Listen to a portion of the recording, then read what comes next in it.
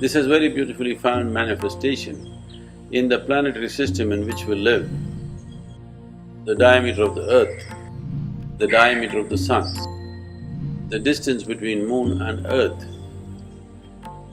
and in terms of how the earth's orbit is divided.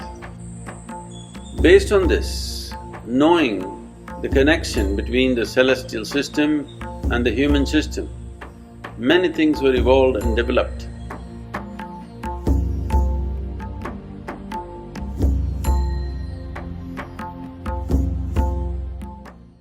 So a journalist was interviewing me and he asked me, Sadhguru, in India, so many people in the ancient past have worked for human consciousness. Who do you think has contributed significantly in the Western Hemisphere? Without hesitation, I said Charles Darwin. So he said, how is Charles Darwin? He's a biologist. No, in the Western Hemisphere, he is the one who put this idea, if a life strives, it can go beyond its limitations. These limitations are not God-given. These limitations are not absolute. If one is willing to strive, he can go beyond these limitations. Even, a pig can become an elephant, a goat can become a giraffe, not a small change, isn't it? I will not talk about the monkeys, okay? So this possibility that if a human being strives, he can go beyond his limitations. Then, this is close to 15,000 years ago, they asked this question, does it mean to say we can change our physicality, that we can evolve? So Adiyogi said, your physical evolution is complete, and he gave mathematical references as to why it is so. So when they asked, can our bodies evolve? He referred to their bodies and he said,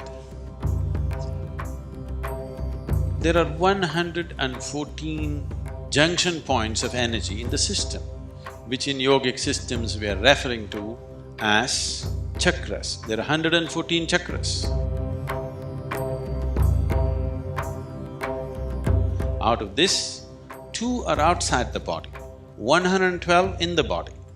Out of this 112, there are 4 about which you can do nothing. They will blossom if everything else is activated. There are 108 that you can work with. So because of this, you will see traditionally, if you wear beads, it's 108.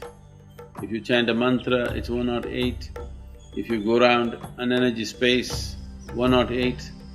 This is because there are 108 things that one needs to do if he wants to have a complete mastery over the human mechanism itself. This has very beautifully found manifestation in the planetary system in which we live. 108 times the diameter of the earth is the diameter of the sun. The diameter of the sun 108 times is the distance between the sun and the earth.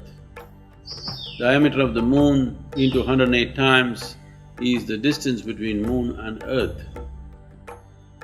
And in terms of how the earth's orbit is divided,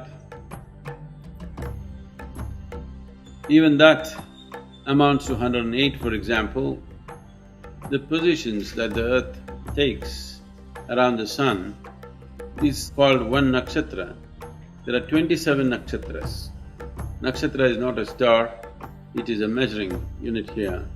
There are 27 nakshatras, and these 27 also indicate 1/2 of the lunar cycle.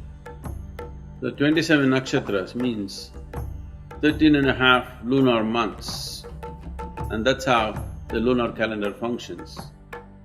A nakshatra is divided into 4 padas, that means 1/8 of the moon's cycle,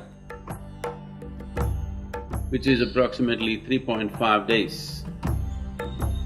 27 nakshatras into 4 padas is 108 padas in 1 year.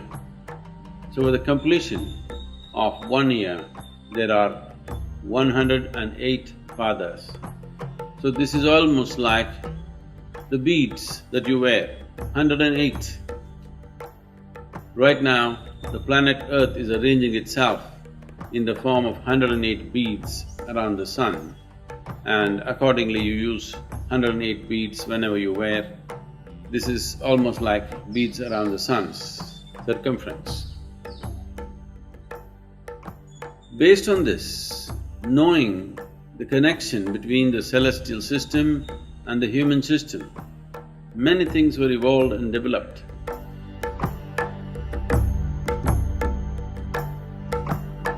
It's very uncanny that now in the last 6 years, the neuroscientists in the world are saying the same things.